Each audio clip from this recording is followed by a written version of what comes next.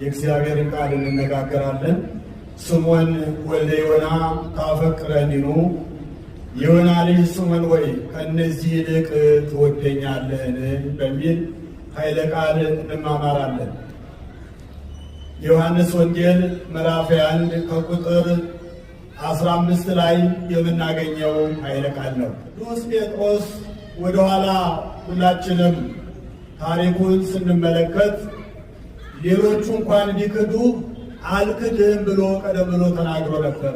እግዚአብሔር አብሮ ከሌለ ምንም የሚቻል ነገር የለም፣ ምንም የሚሆን ነገር የለም።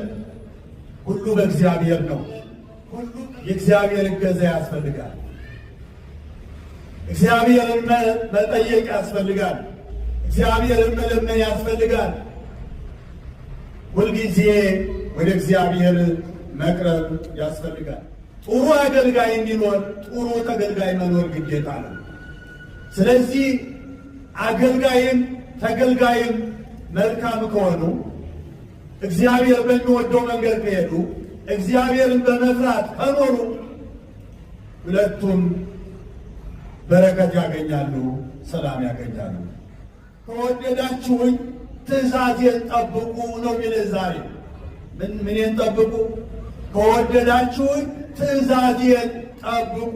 ሁለተኛው ከወደዳችሁኝ እርስ በርሳችሁ ተዋደዱ። የእግዚአብሔር ጥያቄ ነው ዛሬ። ትእዛዜን ጠብቁ፣ እርስ በርሳችሁ ተዋደዱ። ከወደዳችሁኝ ንስሐ ግቡ። ከወደዳችሁኝ ቅዱስ ሥጋዬን ብሉ፣ ክቡር ደሜን ጠጡ ይለናል። ታዲያ ተወደድነው? ይህን ነገር እያደረግን ነው ወይ? ያለ ነው። ትእዛዙን እንጠብቃለን፣ እርስ በርሳችን እንዋደዳለን፣ ንስሐ ገብተናል፣ ቅዱስ ሥጋውን በልተናል፣ ክቡር ደሙን ጠጥተናል። አለበለዚያ እንወድሃለን ማለት እኮ ከንቱ ማለት ነው። አለበለዚያ እንወድሃለን ማለት ውሸት ነው ማለት ነው።